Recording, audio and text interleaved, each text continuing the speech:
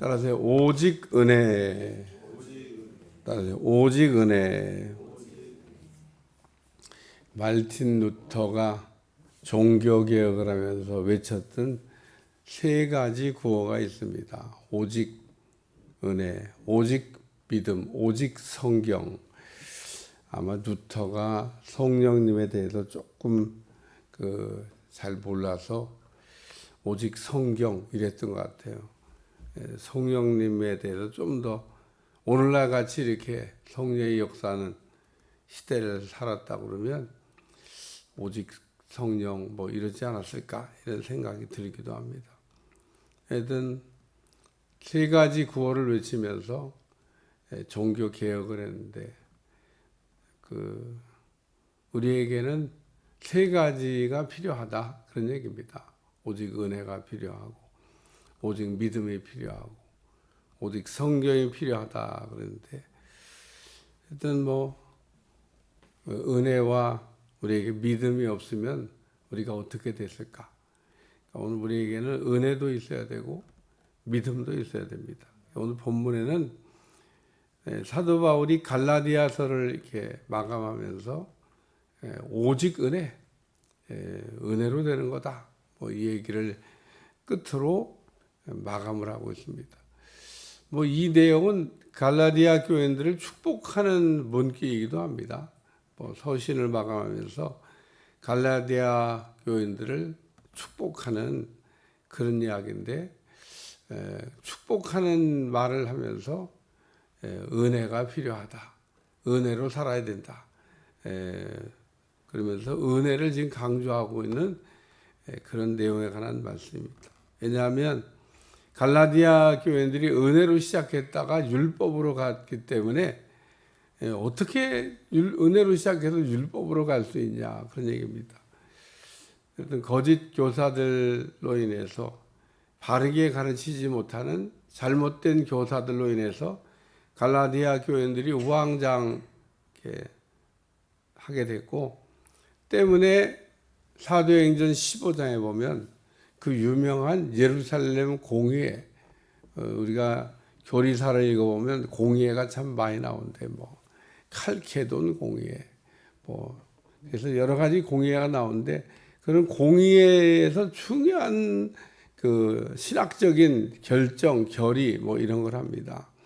예루살렘에 있던 사도들이 모여가지고 중요한 결정을 하게 되는데 이유는 바울이 물었기 때문에 그렇습니다. 바울이 은혜로 구원받는 거냐, 율법을 또 행해야 되는 거냐. 갈라디아 교인들이 지금 그 문제 때문에 방황을 하고 있습니다. 그러니까 이 문제를 정리해 주시기를 바랍니다. 사도행전 15장을 읽어보면 이방인들에게는 율법의 무거운 짐을 지우지 않기로 결의한다. 그리고 편지를 써서 이방인들에게 그 내용을 전달했습니다. 바울이 그래서 갈라디아 지방 교인들에게 자기가 가가지고 은혜로 구원받는 거라고 율법이 아니라고 아무리 해도 권위가 없어요. 그리고 그러면은 논쟁만 되니까 바울이 자기가 아닌 자기보다 더 위에 있는 권위, 예수님의 직계 제자들인 사도들에게 이 문제에 대한 결정을 해달라 그래서 그 문제를 이제 결의하는 내용이 나옵니다. 그리고 그 이전에 사도행전을 우리가 보면 10장에 아주 중요한 고넬료 사건이 나옵니다. 사도행전 10장의 이 고넬료 사건은 베드로가 이방인 고넬료의 집에 갔던 사건입니다. 베드로가 이방인의 집에 갔다 왔다는 게 이렇게 중요한 사건이냐. 하지만 누가가 사도행전 전과 후를 이렇게 나누면서 전에는 베드로, 후에는 바울. 이게 딱 두 개의 사건을 사도행전에 다루고 있는데 그 중심에 사도행전 10장이 있다는 겁니다. 사도행전 10장에 베드로가 이방인 선교를 했다. 이방인 선교의 시작이 누구로부터 시작됐냐? 베드로로부터 시작이 됐다. 바울이 아니라는 겁니다. 누가가 이방인 선교의 첫 단추는 베드로가 시작했고 그 바톤을 받은 사람이 바울이다. 정말 바울이 바톤을 받았어요. 시작은 베드로가 하고 나는 예루살렘을 중심으로 예루살렘에 있는 유대인들을 위해서 그 복음을 전해야 되니까 내 대신 네가 가서 이방인들에게 복음을 전해라. 그러니까 우리 예수님은 유대인이나 이방인이나 차별이 없습니다. 오늘 우리가 가끔 믿음 생활하다가 우리도 모르게 차별하는 그런 생각을 가질 때가 있는데 하나님은 차별하는 걸 별로 좋아하지 않아요. 특히 외모로 보고 차별하는 거. 사무엘도 외모로 보고 이스라엘의 그 왕 될 사람이 여기 있다 그러고 분별을 잘 못했죠. 오늘날도 사람들이 분별할 때 겉에 보이는 것 때문에 외모로 인해서 분별을 잘 못합니다. 남루하게 복장을 갖추고 있으면 별 볼 일 없는 사람으로, 또 화려한 옷을 입고 있으면 굉장한 사람으로. 오늘 우리가 살아가면서 그 외모에 우리가 속지 않아야 분별도 잘할 수 있습니다.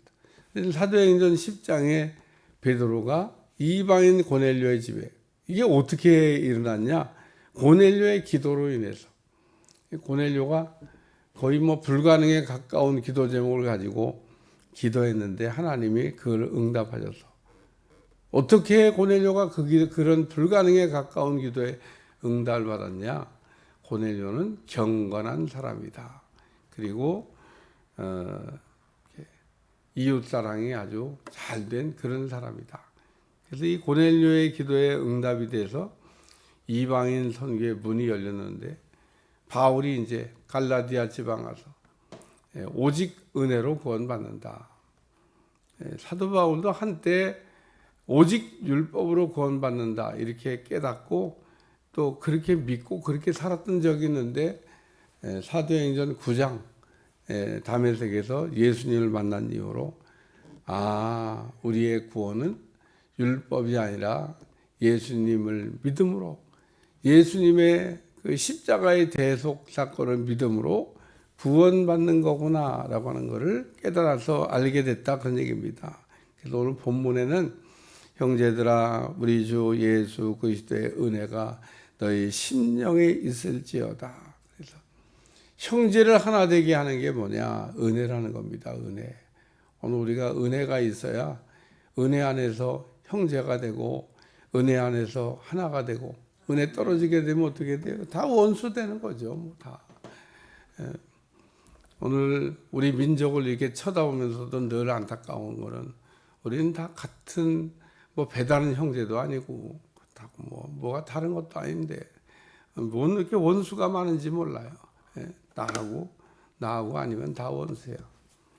우리 마음 가운데 그런 다툼의 영이 심하게 작용하고 있는데, 우리가 무슨 민족이 섞여가지고 미국처럼 민족이 섞이면 아마 난리 날 것 같아요. 우리 민족은 하나인데도 지금 이러고 있는데, 미국은 연합국가입니다. 연합국가. 모든 인종이 연합해서 세워진 국가 미국은 그 다양한 그 인종을 전부 다 받아서 연합된 국가를 연합국가라고 얘기해요. 연합국가라고.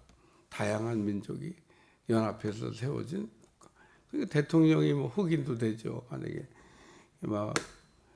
우리나라 같으면 어려울 것 같아. 흑인이 어딜 대통령이 된다. 근데 어쨌든 흑인도 대통령 되고 이런 분도 되고 저런 분도 되고. 오늘 우리는 바울이 형제라는 말을 썼는데, 형제라는 말을 쓴 거는 우리는 은혜 안에서 하나가 돼야 된다는 얘기를 지금 이렇게 표현하고 있는 겁니다. 그래서 예수님의 십자가의 대속의 은혜는 둘로 하나를 이렇게 만들어서 연합할 수 없는 것을 연합하게 하는 하나님의 능력인 줄로 믿습니다. 두 번째는 은혜는 예수님으로. 우리가 은혜를 얘기할 때 예수님이 은혜죠. 우리가 은혜는 예수님으로부터. 예수님이 우리에게 주신 은혜가 많은데 우리는 예수님이 주신 은혜가 많은데 그 중에 은혜 중에 은혜가 뭐냐?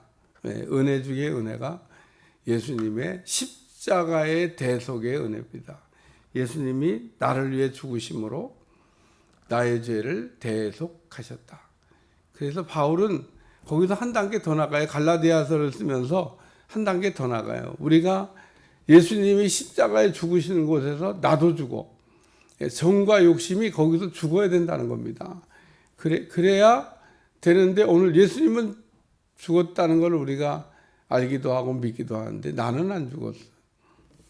그러면 아직 반쪽짜리 은혜를 받은 겁니다. 그러니까 오늘 예수님이 죽은 그곳에 나도 죽어. 하여튼 누시라고 하는 여자가 시어머니를 나오미를 쫓아가면서 어머니가 죽는 곳에 그러면 내가 벌을 받을 거다. 오늘 우리가 예수님과 은혜로 연합이 됐는데 예수님에게서 평생 떨어지지 않는 여러분들이 되시기를 축원합니다. 그다음에 세 번째는 너희 심령에 있을지어다. 그래서 왜 우리 심령에 은혜가 있어야 되냐? 우리 심령에 은혜가 있으면 우리가 변하기 때문에 그렇습니다. 오늘 우리는 변해야 되는데 얼마만큼 변해야 될까? 싹 다 변해야 됩니다. 아주 그냥 완전히 변해야 되는데 오늘 우리는 변할 게 없다고 생각하고 사는 사람들이 생각보다 많습니다. 그래서 변화가 안 일어나는 겁니다. 오늘 우리가 성경을 읽으면서 성경이 말하고 있는 진리 가운데 하나가 뭐냐면 의인은 없나니 하나도 없다. 이걸 그냥 구호로 외치고 머릿속에 그냥 어떤 성경 한 구절로 외우고 있으면 그러면은 우리는 변화가 안 됩니다. 의인은 없다니 하나도 없다고 우리는 완전히 타락하고 완전히 다 망가졌다고 얘기하잖아요. 그걸 고쳐야 될 거 아니에요. 예수님이 우리를 고치려고 하는데 그래서 은혜가 우리 가운데 임해야 우리 심령의 변화가 일어난다. 그 얘기를 하는 겁니다. 오늘 우리는 제가 늘 얘기하자면 변한 만큼 행복하고 변하지 않은 만큼 불행합니다. 누가 나를 불행하게 하는 게 아니에요. 여전히 우리에게는 기쁨이 없고 우리에게 만족감이 없고 우리에게 행복이 없는데 그게 어디서부터 어떻게 시작이 돼서 그런 현상이 내게 일어나고 있는지 모르는 거예요. 거기다 더 나가서 오늘 우리 심령에 하나님이 주시는 만복, 교회 이름을 줬는데 만복교회라고 진 분도 있더라.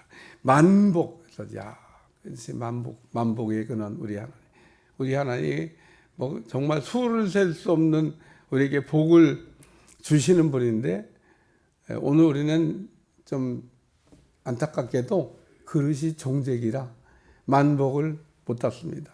한 개라도 담으면 괜찮을 것 같은데 어떤 경우에는 한 개도 못 담아서 허덕입니다. 그릇이 종색인 걸 몰라. 만복을 담기는커녕 한 개도 담기가 버거워서 안 담아지는데 그걸 모른다는 겁니다. 모른다는 거. 안 담아지고 있는데 안 담아지고 있는 거를 그냥 그래 뭐 안 담아지니까 뭐 할 수 없지 뭐 어떡하겠어 뭐 생긴 대로 살다가 생긴 대로 죽는 거지. 생긴 대로 살다가 생긴 대로 죽는 게 우리의 인생이 아닙니다. 야곱이 약봉강가에서 환도뼈가 부러지면서까지 했던 말이 뭐냐면 내게 축복하지 아니하면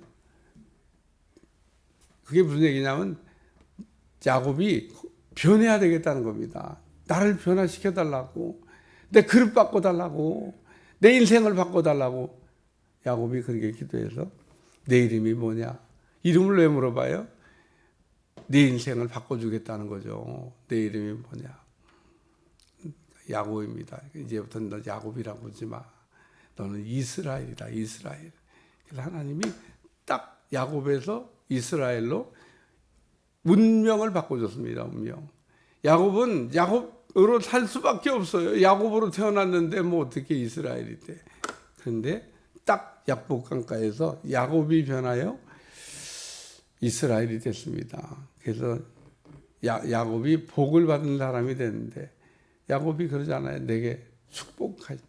야곱이 복을 받으니까 만사형통 모든 게 다 풀어집니다. 형의 칼 맞아 죽을 뻔했는데 죽으면 끝나는 거 아니에요? 근데 형이 못 죽입니다. 원래는 죽이려고 내려왔어요. 못 죽입니다. 삼촌 라반도 야곱 죽이려고 그랬습니다. 못 죽입니다. 하나님이 막아주시니까 죽일 수가 없는 거예요. 너희 심령에 있을지어다. 오늘 우리 심령에 뭐가 있어야 되냐? 우리 심령이 어떻게 변화가 되냐? 우리 마음이 어떻게 변화가 되냐? 은혜가 우리에게 세게 임하면 우리 심령의 변화가 일어납니다. 오늘 예수님 믿는다 그러면서 변화되지 않은 사람들이 생각보다 많습니다. 변화되지 않아도 그냥 그렇게 살아요. 그냥 이렇게 사는 거지 왜 변화되려고 하지 않을까? 변화돼야 된다고 하는 것을 모르는 거예요.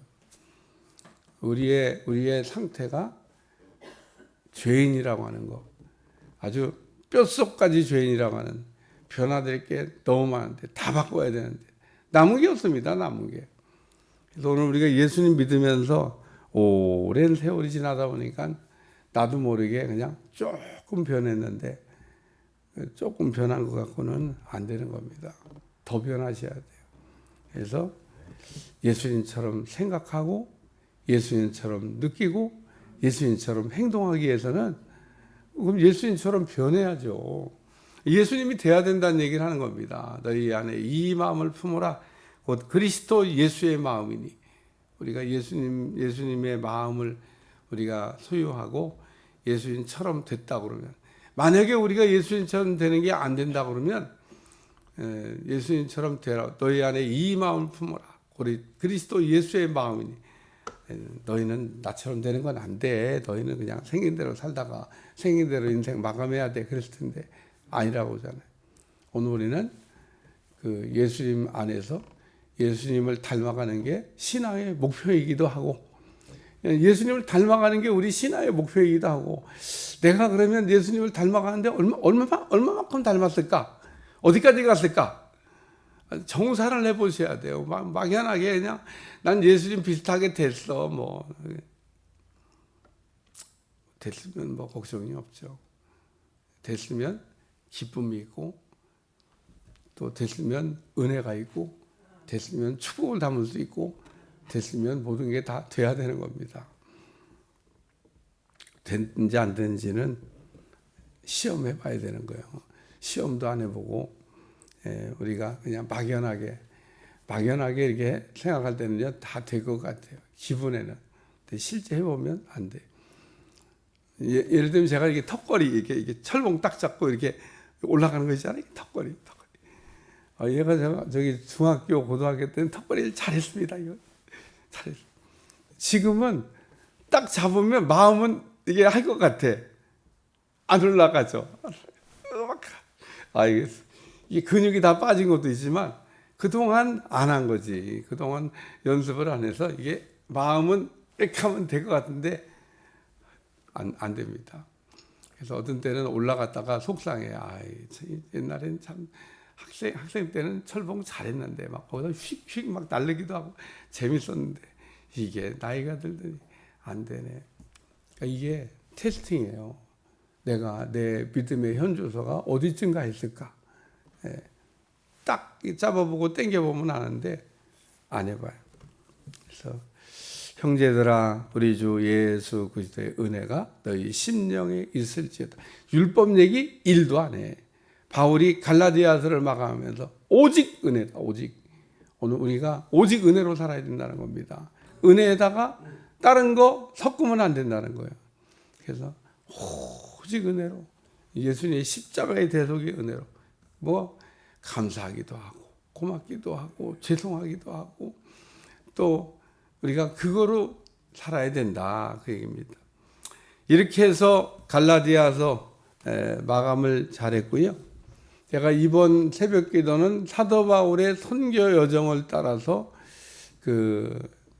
우리가 성경을 읽는다. 근데 갈라디아 다음에 바울이 쓴 서신이 데살로니가 전후서입니다.